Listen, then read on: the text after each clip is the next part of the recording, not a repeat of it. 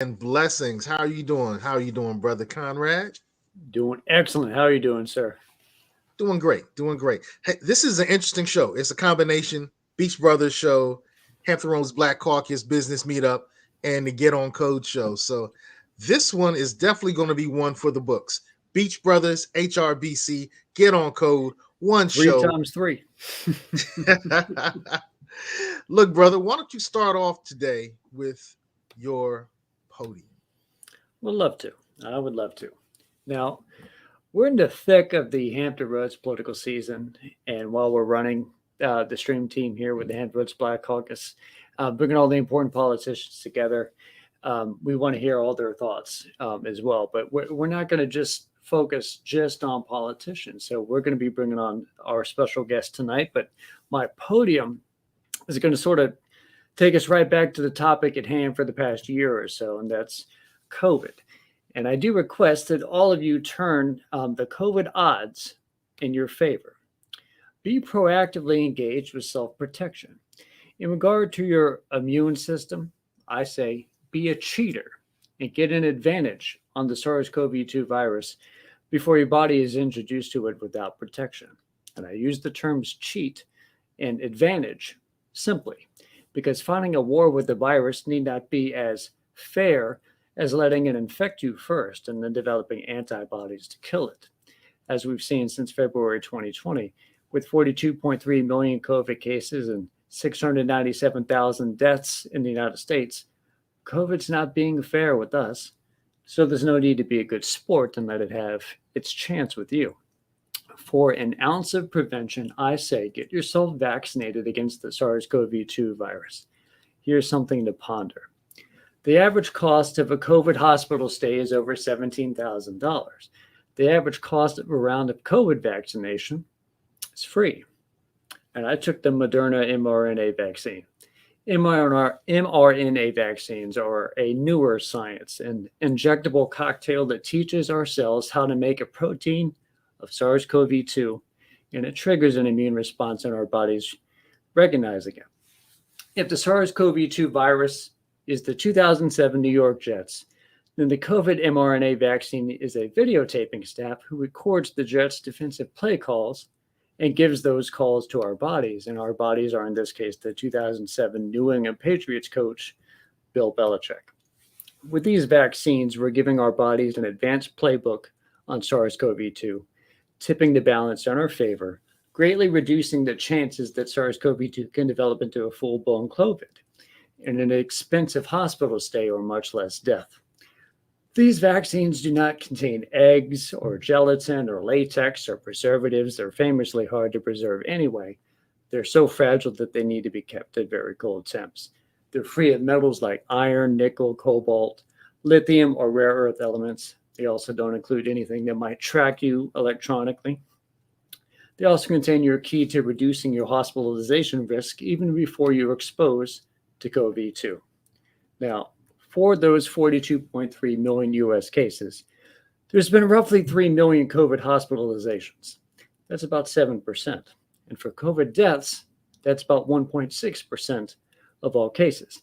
And from January 1st through August 30th of 2021, roughly 99% of hospitalizations were those who were not fully vaccinated. As of August 30th, the 1.6 million 2021 COVID hospitalized Americans included 10,471 who were fully vaccinated. So that's 0.65%. So yes, it's still possible for the 2007 New York Jets to beat the 2007 New England Patriots when the Pats know the Jets plays, but it's a mathematical insignificance so low that you should take those free shots and run with it like Randy Moss on a go route. I say all this as I am reminded of a local Virginia Beach activist. She's been a prominent fixture at school board meetings and council meetings, pushing hard against state vaccine mandates and mass mandates in schools. As recently as April, she had a profile picture smiling with the words, "I have an immune system." As I read my podium right now, she's in a Norfolk ICU bed suffering from COVID pneumonia. She just got a batch of monoclonal antibodies several days after severe symptoms brought her to said hospital because monoclonal antibodies are in such high demand. Now, for the record, monoclonal antibodies helped President Trump get over his case of COVID last year. They are a laboratory produced protein that acts like antibodies made by our immune systems. They bind to a specific molecule of SARS-CoV-2, the antigen, enhancing or restoring the body's immune system. Now, to put it simply, these cloned antibodies are not my immune system. They're synthetic supplements to the immune system. So, to use another sports metaphor, like if the Jets fall down 38-17 against the Patriots in the second quarter, they get to add LaDainian Tomlinson, Reggie Wayne, James Harrison, Champ Bailey, and Ed Weed to their team at halftime. They're also what's known as the pound of cure. Remember, the average COVID hospital stay costs more than a brand new Volkswagen Jetta. And it's worth noting, she also asked the doctors if she could get the COVID vaccine while suffering from COVID right there in the hospital. Sadly, it doesn't work like that. The body needs weeks to generate a proper immune response from a vaccine.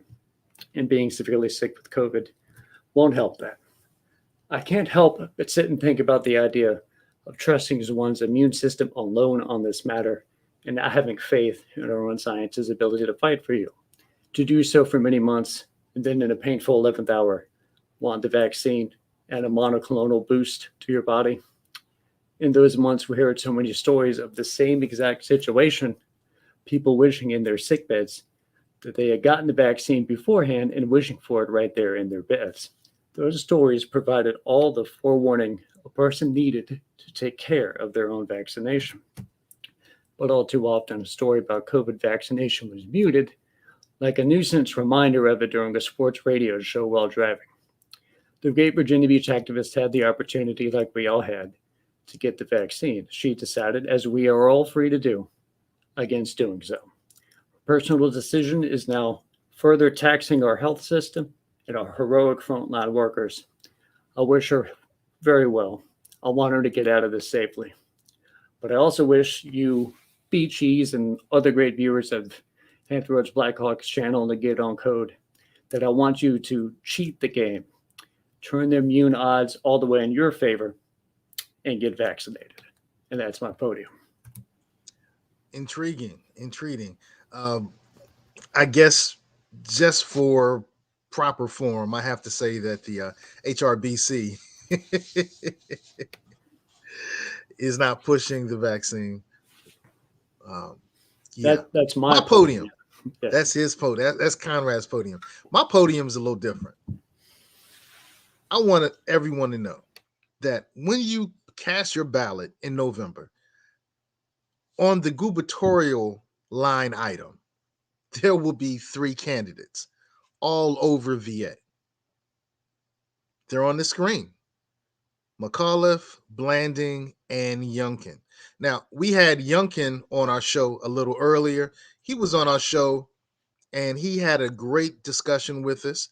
So if you're interested in learning about Youngkin, you can check out the Beach Brothers. You can check out the Hampton Roads Black Caucus, because we did a interesting interview.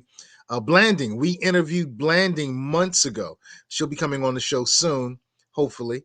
And McAuliffe, we've been asking, and I really believe McAuliffe's going to end up on the show as well, because we want to make sure that everybody knows that you have 3 choices.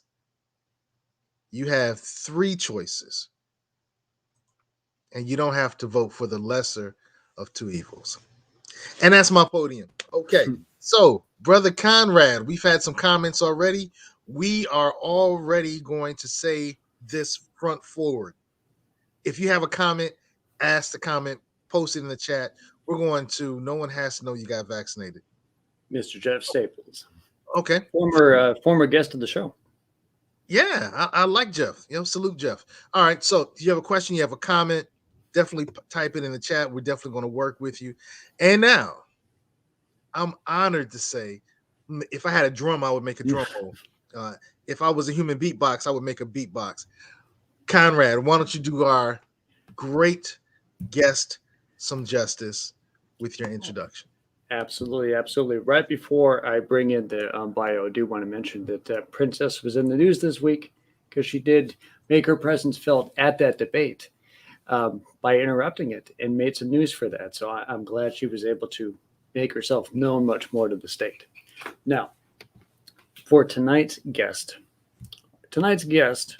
is Yasmine Charles, who is a native of Haiti, a United States Navy veteran, an author, a trained chef, a Norfolk State University alumna, and a former school teacher.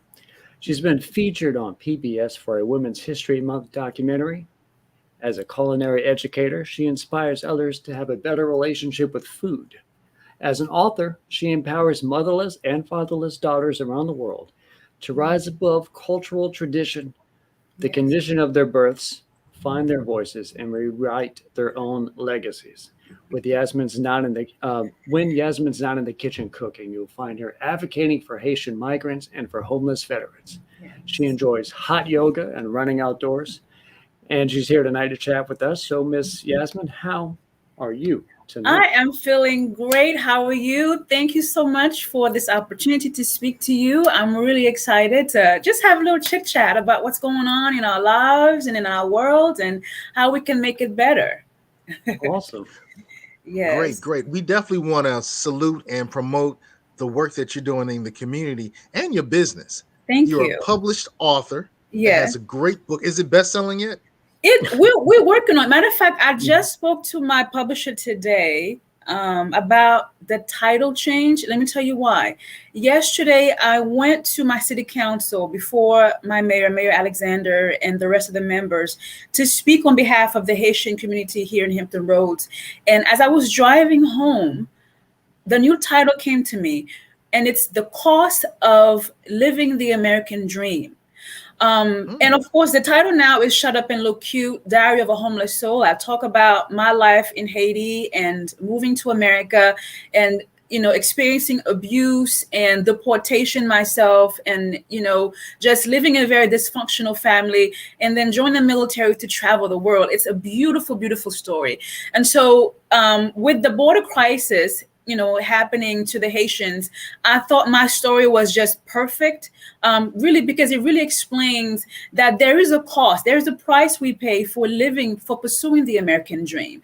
And for me personally, it cost me my childhood and growing up without the love and the affection of my mother. It cost me, having to experience abuse. So it's not just about financial success and wealth, but for most of us migrants who come particularly from Black countries like Africa, Nigeria, Jamaica, we do pay the price because we all received here in America very differently. So that's going to be my new title: The Cost of the American Dream. That's the new title. It's a great title. Wow. Yeah. To think that, there's a cost to a dream. Yes. Now, that makes sense. That makes perfect sense. Yes. But when we think of the American dream, we think of, apple pie and white picket fences. That's right. And everything is just dandy. But to think that there's a price that needs to be paid is intriguing. It is. Would you say that most immigrants, not just Haitian immigrants, but most immigrants pay a price to reach the American dream? Absolutely. Think about it. Let's talk with the family. For me, oftentimes somebody's going to have to leave the house, whether mom and dad. So sometimes as a child, you grow up without your mom, you grow up without your siblings. You are being displaced. You leave your culture, your language, everything that you know to adjust to being in America. And then when you come here, you will face discrimination. You will face, people looking at you differently because you haven't adjusted to the American way of life yet. So there's a cost to it. Absolutely. It's not just the picket fence and, like you said, the apple pie. For us coming from other countries, we have to learn how to balance between our culture and the American culture, and but for me, I've found a way to bring all that together, and I've been able to carve out my life here in Hampton Roads, and I love it. So yes. Now, I sort of want to touch on the beginning, if you will. Mm-hmm. Sure. So, because I love the idea of just sitting here and talking about your life story, Mm-hmm. but it has a beginning. Yes. So if you would, talk to us about being from Haiti. I've never so much as went south of Orlando, Florida. So tell us about your history of Haiti and some history of Haiti. Sure. Okay. So in order for people to really understand our culture, the people of Haiti, our poverty, and where we are now, you must, first of all, understand our history. Haiti is a little island about 200 miles from Jamaica. We are the very first Black republic, meaning we were the very first nation to gain our independence from slavery.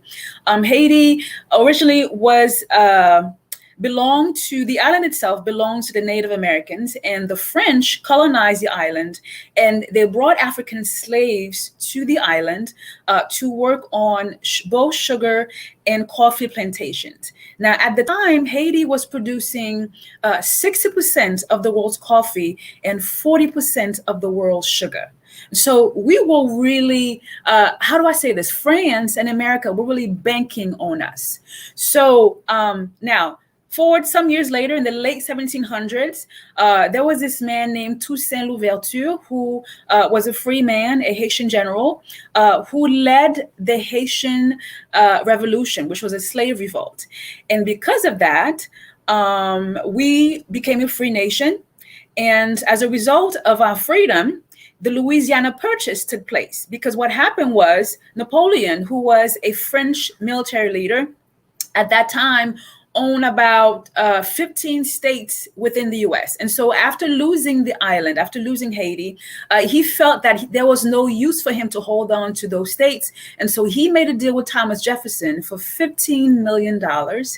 And that's how America became the US that it is today, because of the Haitian Revolution. And we call this the Louisiana Purchase. But most history books leave that information out. About how the Haitian Revolution was the direct cause of the Louisiana Purchase. So here we are. Yeah, God bless America. God bless Haiti, because America wouldn't be America without Haiti. And that part keeps getting left out. But America keeps turning its back on Haiti as well. Yes. Well, this is how I'm going to actually quote something from Mr. Douglass, who was once the ambassador to Haiti, Mr. Frederick Douglass. He said, America is punishing Haiti because we are Black and because we dare to be free. And if the Haitians can be free, then other Blacks will believe that they can be free and be successful. So for a long time throughout history, Haitians, what we did was a threat to France and to Africa. So even so now to this day, we are paying the price. Now, of course, yes, we hate America, and France have their parts to blame, but we also have our own, we need to own where we are now as a nation. I'm just going to tell you, because I grew up on that island. And so Haiti has had a history. We've had 70 dictators. We have a history of corruption. We have a history of instability. We have a history of, natural disasters. And so every time we have something like an earthquake or hurricane happen, we end up having to have our hands out to the world and say, help us, because we don't have a functioning government. We have men who get into power and all they see is themselves in their pocket. We don't have the three branches of government like we do here in America. So we have our own issues within our own selves to deal with, because our leaders do not think about the people first. They see their pockets. So that's one of Haiti's many, many problems. Could you touch on your immigration history, specific to the United States and Haiti, good and bad trials and tribulations? All right. Well, from a Personally, I came to the U.S. when I was 12 years old. My father and his wife, they brought me to the U.S. And so I didn't have anything to do with the whole process. However, when I turned 27, at that time, I became a naturalized citizen, and I was able to sponsor my mom to the U.S. And it was a very easy process for me. And I credit my time in the military for that easy, smooth transition. But I cannot speak for all other immigrants, because I have heard stories of how the immigration system really makes it harder, especially for immigrants who are from, places like Haiti and Africa. So, but for me, I've never had a bad experience with them, again, because I was in the military when I was working with them. So that's really all I can say at this time.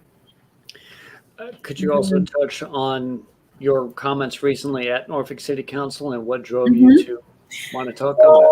Yes. So as you know, we have a crisis at the border involving the Haitian migrants, and of course it affected me personally, not because I'm from Haiti, but also because I too experienced deportation 20 years ago or so by the people who were responsible for me. Now, I have never really talked about this verbally. I've talked about it in my book. I was deported back to Haiti because I had the audacity to speak up for myself. My parents brought me here to America to be the help in the house, which is something that comes from the Haitian culture. Typically, if you grow up poor and if there's a relative who's living elsewhere in the country or overseas, typically they will send you to go live with them in exchange for housing and food for education. And so when I came here, I was like, I did not leave my mother's house to be mistreated. I did not come here to be a maid in the house. And so because I stood up for myself, they sent me back. And what saved me was my leaders, my heroes, I should say, my school teachers and my principals who spoke up for me. And I was brought back to America. That happened to me when I was about 16 years old. And so with that experience, that trauma of knowing that I wasn't wanted, that I was rejected, it really pushed me out of the house. And so by the age of 21, I really wanted a way out. And so I joined the military for 8 years. And so looking at those pictures of the Haitians being deported, it really brought back some emotions that I just did not want to feel. But looking at this now, I realized that 20 years later, I was going to need that experience of being deported in order for me to become the voice for our Haitian migrants. And here we are today. So. Yeah, we have on screen here a little bit of that and of yourself. Yes. And recent interview. Absolutely. Now, you're a great voice actually for the local Haitian community here. And I would like you to touch on that for a little bit, specifically the 757 Haitian community and how you're helping to grow that and be a cheerful voice for it. Sure. So the Haitians here in this area, we're particularly either prior military or current military. And there are some migrants who come directly from Haiti, but for the most part, most of us are military related. And so, matter of fact, just this past Sunday, I had a meeting with just 5 of us women, one of which just came here from Haiti 2 months ago. And I created a meetup group. And my goal is for us to create a support group where we not only will we socialize and volunteer in the area, but I really want us to how do I say this? Help welcome the migrants who are already here and also welcome the ones who will come in the future. And I want the people in this area to know that there's a Haitian community right here in Hampton Roads who are making a difference. So, yes. I love hearing about that. And thank you. I love hearing about your association with the 757 itself. I would like to touch on that just a little bit more and hear your history of life in the 757. Both good and bad. What NSU was like, and do you still go to NSU football games? And tell us about your journey with the culinary arts around here. Okay, so let's begin with first of all, when I was in the Navy, I was stationed here for 3 years after I was transferred here from Japan. So my first 3 years was overseas in Sasebo, Japan. Then I was here as a Navy cook for an admiral for 3 years, and then I went to California for 2 with the Marines. And after leaving the military for 8 years, I wanted to go to an HBCU. So I picked Norfolk State, and that's how I ended up back here. And I've been in Virginia now for about 11 years, and I love it. I love the people. I love the weather. Coming originally from New York, well, my second home really, I did not want to go back to the cold. And I just feel like in Virginia, I really love the Southern hospitality. And it's my home now.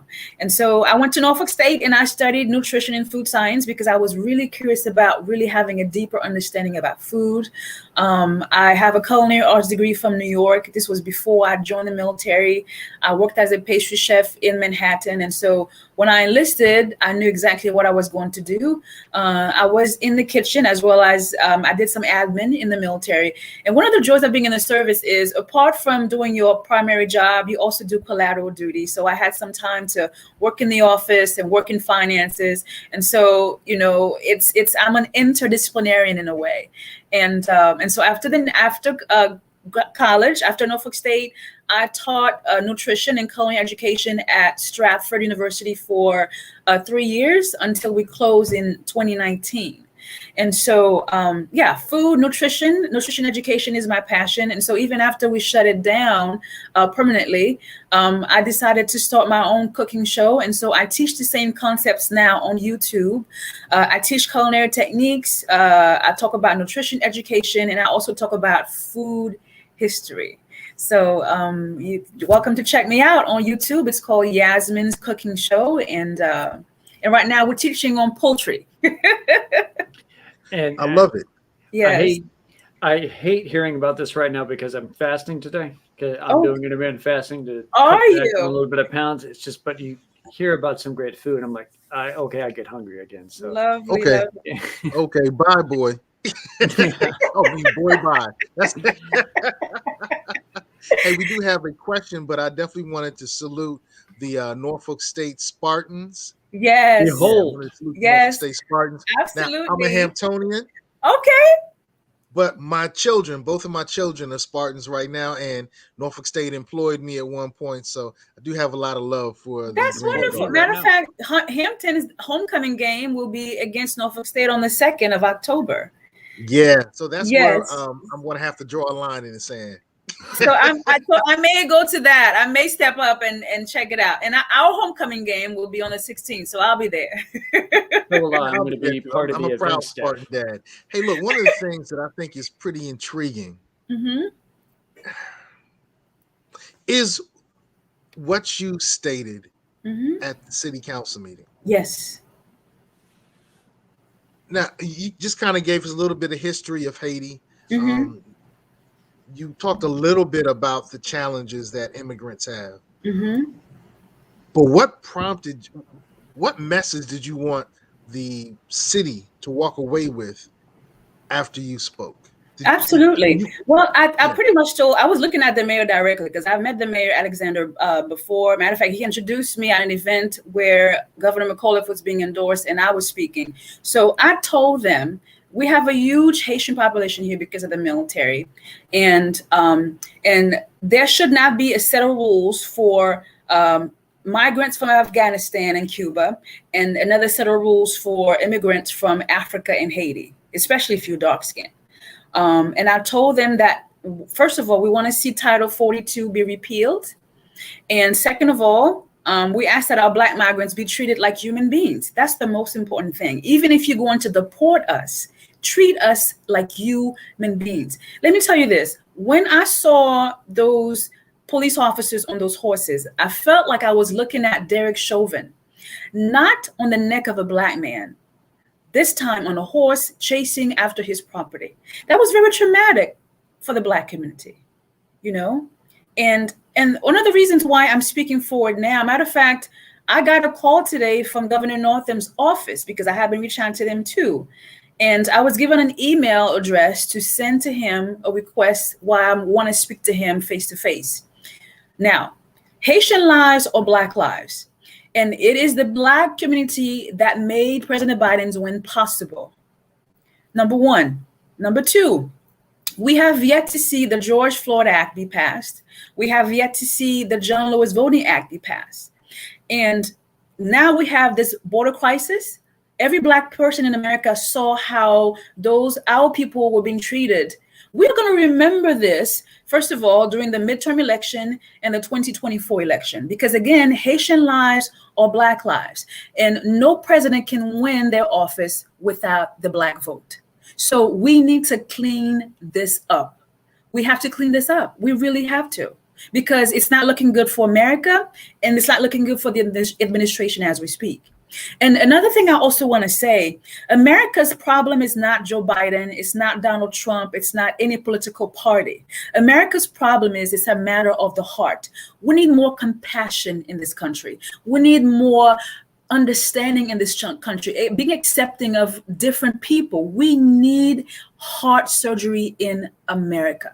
Because as long as we keep blaming one another, this party, that party, we're never going to change, because America is a melting pot. And as soon as we begin to grasp that this is not just a white country, we all come from somewhere. All of us are immigrants here, and we need to really be at peace with that. We can't have a set of rules for one group again and another set of rules for other migrants. It doesn't work like that.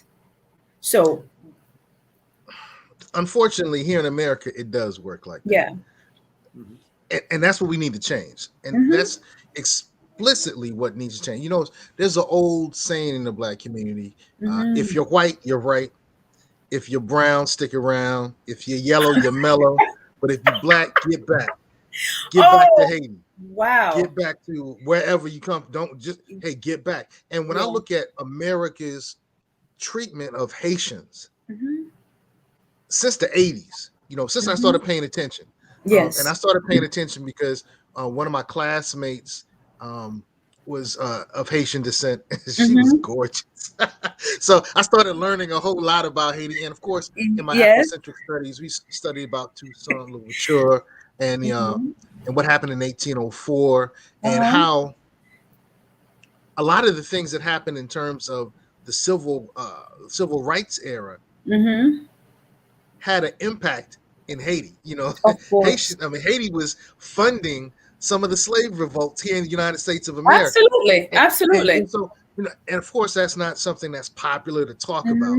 And it's amazing how, and that's, I think, another reason why America continues to turn its back on Haiti, because they would have been really happy to keep things the way they are. That's right.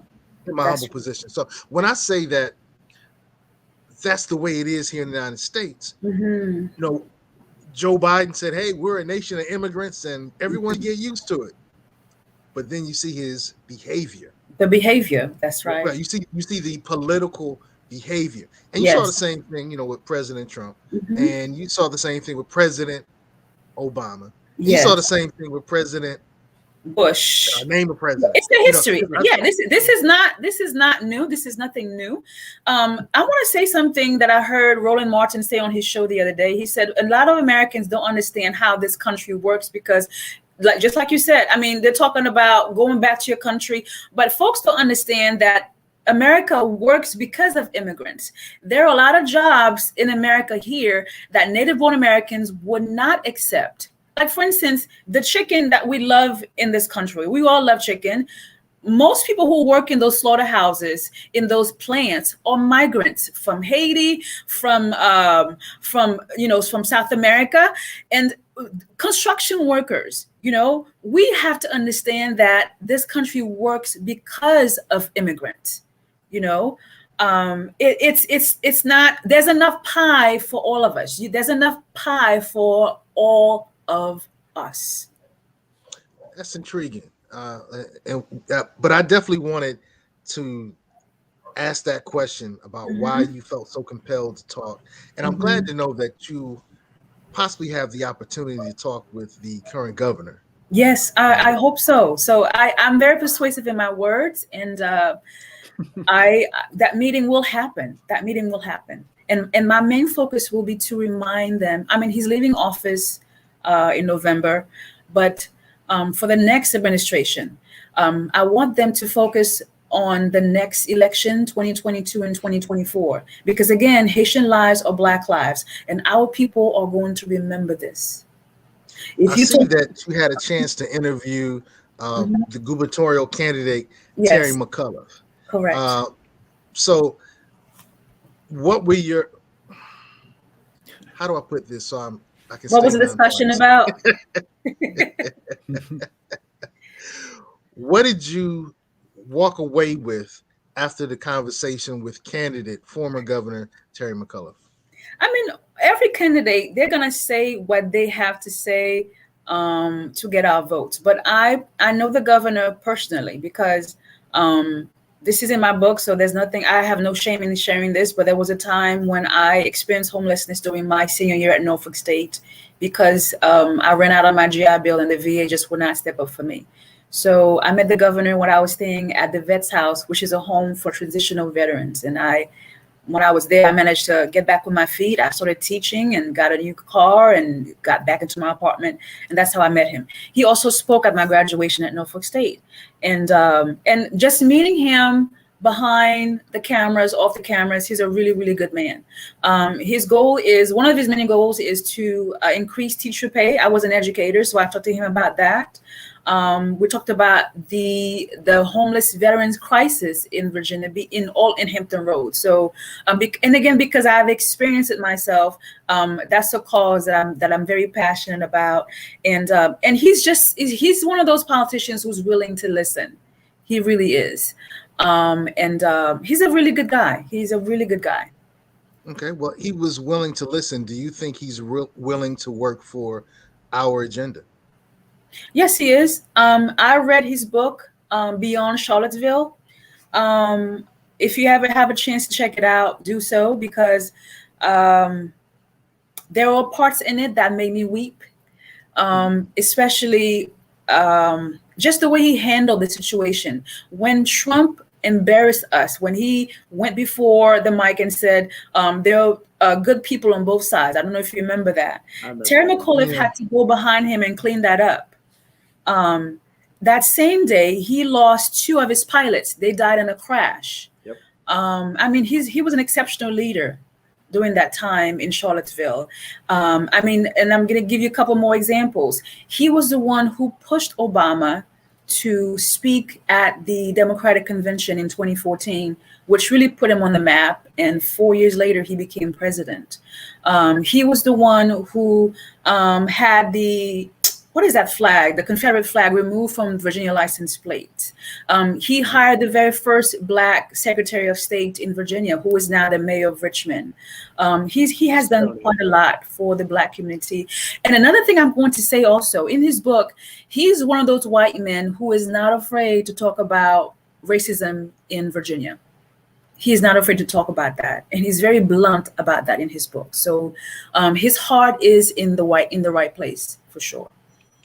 Okay. I'm glad that you were able to speak up once again. Virginians, coming up very soon, we do have a chance. We have 3 opportunities, 3 great choices. Yes, we do. The governor of Virginia. So choose well. As this is a part of the Hampton Roads Black Caucus, a nonpartisan organization, I've got to definitely make sure that we put that. There are 3 choices. So make sure that you choose well and ask those hard questions.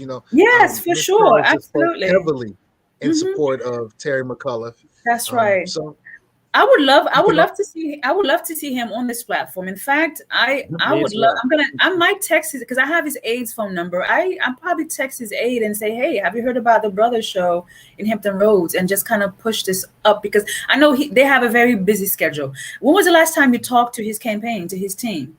I've been messaging him this week. Oh, really? Okay. I'll whisper a word in his aide's ear for you.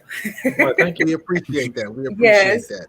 And we appreciate that. So, Brother Conrad, I know you had another question. Yes, I sir. do have another question. And I just was thinking, as you had mentioned the phrase, or was it Sego that mentioned the phrase that we are a great melting pot of a nation. And I was just thinking, as you guys were discussing, how much greater the melting pot would be if some of the white pieces were more sweet and less salty. But for my next question, I noticed you also spoke on homeless veterans. And I know you're passionate, a great advocate for homeless veterans around the area. So there's many of them in the 757, I assume. So could you just speak on that for us and where your advocacy leads you? Yeah. So I want to first of all, I want to talk about the Vets House in Virginia Beach. It's a wonderful program that allows homeless veterans to get back on their feet. They have it's a huge house where they check you in. You have your own room, and it's just a place for you to catch your breath, to come up with a plan that we can get back on your feet. I was there for 3 months. This was in July 2016. By September, I was out of there. I had my job. I was teaching already. I had my car, and I had my new apartment. So it's not a place where you go and sit and be comfortable. They push you to, work and get back on your feet. Now, having said that, the VA is a broken system. I mean, they do their best to help veterans, but it's as if they wait. It's like they're waiting for you to fall, and then they try to do something. They don't really have a homeless prevention program like they promised me, because my goal, no one ever plans to become homeless. It just happens. I ran out of my GI Bill. I couldn't find work. My car was breaking down. So finally I said, you know what, God, whatever lesson you want me to get out of this, I'm going to learn it. So I packed my apartment, and I said, if Steve Harvey can be homeless and live in his car for 3 years, I'm going to do it too. And so I lived in my car in my old truck on campus, Norfolk State's campus, for several months. And so eventually I emailed the president. I sent him a letter. I said, listen, sir, I'm a Norfolk State student. I'm a veteran, and I'm living in my car. Can you help me out? And I was afforded room and board at Norfolk State for about a year. And that's how I ended up becoming homeless. But I'm back on my feet now, thank goodness. And so that experience has given me a heart for homeless people. And during this pandemic, I was literally the boots on the ground, driving around Hampton Roads, passing cash, passing out goodies. And if I had enough funds, I will also place them in a motel for a couple of days, just to kind of give them some time to breathe. And that's exactly what you see right there. This was in Norfolk sometime last year. And it was an amazing experience. It's one thing to say you love to help people, but to actually be out there and talking to folks, talking to the cops. When in this particular video, there were people who were sleeping in the underpass, and the cops came to have them removed. And so those guys, I was able to place them in a Motel 6 for about 4 days. So stuff like that, we all can make a difference. We don't have to wait on the government or on the VA to do what we individually can do. And so eventually, because what I started doing was I began posting those videos on my social media, and it caught the attention of Wavy TV 10 and Channel 13. And then eventually the governor saw it, and then we had the conversation you saw on Facebook Live. So that's the story. Now, I think yesterday I actually watched that interview you had with Governor McAuliffe. Mm-hmm. And toward the end, he was like, hey, if you were governor of Virginia, what would you do or wanted to help that? And I liked your answer. What did I say? You wanted to create a homeless version of an Affordable Care Act. Yes. Speak on your vision for that. Mm-hmm. Because I think, let me try to remember how I put it. Because we cannot have an Affordable Care Act without having an Affordable Housing Act. Because if you think about it, a lot of people who experience homelessness, they're also dealing with, first of all, the stress of it, of being homeless, the numbness of it, the shame, the emotional trauma of being homeless is a lot. And so it takes a toll on your body and your mental health. And so if we're trying to have an Affordable Health Care Act, we have to include an Affordable Housing Act, because again, they just have to coincide together. I hope that makes sense to you. If we're going to try to help people get better, we have to include mental health. And if you're broke, if you're sleeping in the streets, if you're having to panhandle, you're sleeping under the bridge, that's going to cause that's a traumatic issue, number one. So we have to put the two together. I hope that makes sense to you. It does. Yeah. I like the idea that it's a government involvement, but also somewhat private on the healthcare sector. Mm-hmm. But we could do the same thing housing wise. So Yeah. I like the idea that you mix it all together.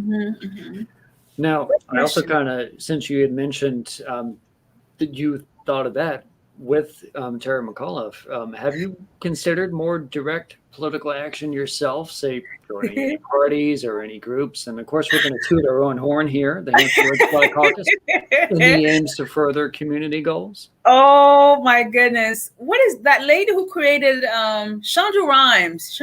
She said, when you're in a position of influence, just say yes to everything. And I'm definitely interested because, you know, I guess I'm an activist.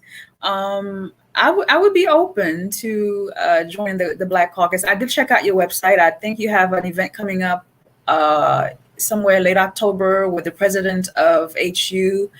I will probably come to that breakfast and check you guys out because I do want to see what's going on out here politically in this area. So yes.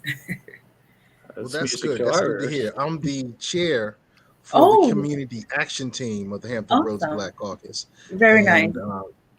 You know, we have 4 things that we do.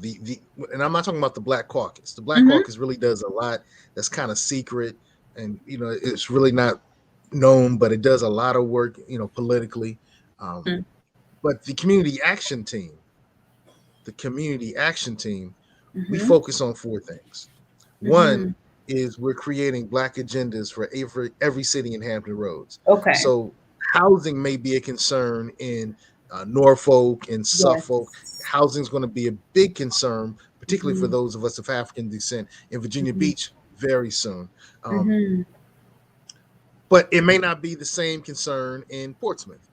You know, so every city will have its own unique agenda that we're fighting for to improve the entire city with a focus on improving the predominantly Black areas of the city. So we're going to create agendas. We've created agendas and we're pushing them. Second thing that we do is we have watchdogs. So our watchdogs go to the city council meetings and the school board meetings, and we take note of what's happening. We're keeping track of, you know, I live in Virginia Beach in the Green Run-ish area, the Windsor Woods-ish area. So Michael Berlucci is our representative for the city council. And so now we have a list of every decision that he's voted on. You know, the ones that we like and the many that we don't like, you know. And so, you know, we're keeping track, and we're going to make sure that all the citizens in Hampton Roads know about the work of the people that represent them. That's wonderful. That's really good. And then the third thing is we have a stream team. The stream team is working towards bringing content to the Hampton Roads area via social media on every 2 weeks at least. And this is one of the stream team activities. This is happening on our website and on our Facebook channel. And Conrad is actually in charge of the stream team. So yeah, you don't have to be Black to be a part of the Black Caucus. That, you know what? I was thinking that. I was wondering. I like that. Very nice to know. This is good to know. I can invite my white friends. Awesome. Okay, right. And then the last thing that we're doing is, wow, I lost it. Say that again. No, we'll get it back. Just list them all right back. I think it'll pop up. Yeah, we'll bring it all back. So we have so those are the things that the community action team are doing, and so we're really pushing to make sure that the sleeping giant in Hampton Roads awakens. You mentioned that you know, President Biden is in office predominantly because of the people of African descent who voted for him, and I said a while ago, you know, the Republicans won't win easily without us, and the Democrats will not be able to win at all without us. So we are the sleeping giant. But unfortunately, we look at political candidates and we look at politicians as either saviors or, you know, superstars. And so we just look up and we gawk them, and no matter what they say, we just fall in love with what they say. So you know, President Biden said, "Hey, we're a nation of immigrants. Get used to it." And then look what he does with our. That's right. Yeah. That's right. You know, he's but if you're Afghanistanian, is that a word? From Afghanistan, hey, come over and we're gonna pay you. That's right. European, come over, we got a place for you. H1B1, we want to bring in as many people from Asian countries who have the skills we're looking for. Instead of skilling our current Americans, we're going to bring in as many people with skills from the Asian islands and the Asian places that we can. So yeah, we're a nation of immigrants unless you're Haitian. Exactly. Yeah. And So, it's not just the Haitians. It's not just the Haitians. It's the Africans. No, it's not. Too. It's also the Africans as well too. Well, the Africans have an easier time than our Haitian brothers and sisters coming over to the United States of America. But you're right. It's the white, you're right. Brown, stick around. Yellow, you're mellow. If you're back, if you're black, you're back. Wow. And we've been dealing with that since the initiation of our beautiful country. And what's intriguing is when people like ourselves say, hey, something's wrong and we need to fix it, we get called unpatriotic. You don't really love America. You hate America. Why were these, I had somebody say, why were these people trying to immigrate from Haiti, if America's such a bad place? I'm like, hey, it might be better than where they're coming from, but it's our job to make it better. That's right. You can't make it better without fighting for it. That's right. But of course, they call us radicals and silly stuff like that. But it's all good. So we would invite you to join with us, work with us, and we're nonpartisan. I know that there's a big stigma that HRBC is super conservative, but we're nonpartisan. So, I'm independent. Go ahead. It's okay. I just wanted to kind of sum up what you just said about being called a radical. I remember the title of John Lewis's documentary, Good Trouble. Anytime we try to do something new, anytime we in our history, if we're going to try to let me just put it this way. There's never been a moment in our history, in American history, where change took place without somebody rocking the boat, without somebody, breaking the rules in a way. So we have to start somewhere, and we cannot be afraid of, opposition or being criticized or being talked about. Sometimes you have to walk it alone. Sometimes you just do what you have to do. That way, the generation coming after us can have the chance to be where they are now. I mean, look at what Dr. King, look at what Coretta Scott, look at all these amazing civil rights leaders. And this is one thing I always tell my Caribbean friends. I said, listen, had it not been for the African Americans in this country, if it had not been for what they've done from years ago, we as Black immigrants would not have had the chance we have here. So it's time for us to come together, because I know for sure that historically there's always been tension between African Americans, Caribbean Americans. Because when a cop pulls you over, they don't care about your accent. They don't care about your Haitian or Nigerian accent. They will see a Black person if that cop is racist. So we need to be done away with competing against one another in the Black community, because we truly are one. We really are one. So absolutely, yeah. That's an interesting discussion. I do want to say, because you brought up John Lewis, and Good Trouble. Just think how American would be in terms of the concerns we have with police overreach. Wow. If after Bloody Sunday, we would have prosecuted those officers who abused American citizens who were innocent of crime and were not involved in any criminal activity. That's right. And here's the thing. Our Jewish brothers and sisters, they find out that you were involved in the Holocaust, they'll go after you right now, put you on trial. We should find each and every one of those officers, put them on trial right now. Exactly. Because they harmed Americans without any just cause. And the unfortunate piece is there were politicians who stood up and clapped for them, who were protecting them. And I say, I love what our Jewish brothers and sisters are doing. And it would be America changing. Wow. If we were to do the same thing. But let me get off my soapbox. That's true. I mean, just real quick note, Germany, they've owned the fact that they messed up. They really have. So America, we're still a very young nation. We're growing. We need to we need to own our mess. We really have to, just like Germany has done. We have to own our mess. And until we do, well, now you're talking critical racist theory. Oh my God! Let's not get in good trouble. Brother Conrad, I know we wanted to shout out one of the people who helps pay for this stream. So let's talk about somebody who helps pay for this stream, this activity that we're doing. A nice local business, Southern Volkswagen. Remember, that is in 1248 South Military Highway in Chesapeake, Virginia. just stop on in, speak with Charlie Roy, get yourself a nice car. Of course, while you still can, we're going into a little bit of a car crunch with this supply chain issues with computer chips and stuff. And new cars are going to get harder and harder to come by over the next year or so. So make sure you stop by 1248 South Military Highway, Southern Volkswagen in Chesapeake. Speak with Charlie Roy. Get yourself a nice car that could last these next couple of years through the car crunch. Very nice. Good stuff. Hey, before I tap out, Yes. I have to tap out soon. I wanted to get your story of writing a book, because that's an entrepreneurial enterprise. So one of the things that the Hampton Roads Black Caucus loves to do is highlight business owners and the strategies and struggles that business owners have used. So this in many ways is HRBC business meetup. So tell us how you wrote the book.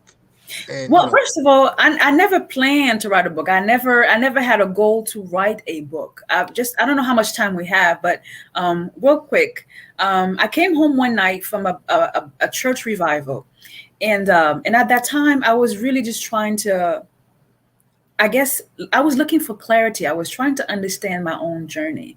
And so that night I opened up my safe, and in there I had about 5 diaries in it. I had been journaling since I was 19, 20 years old.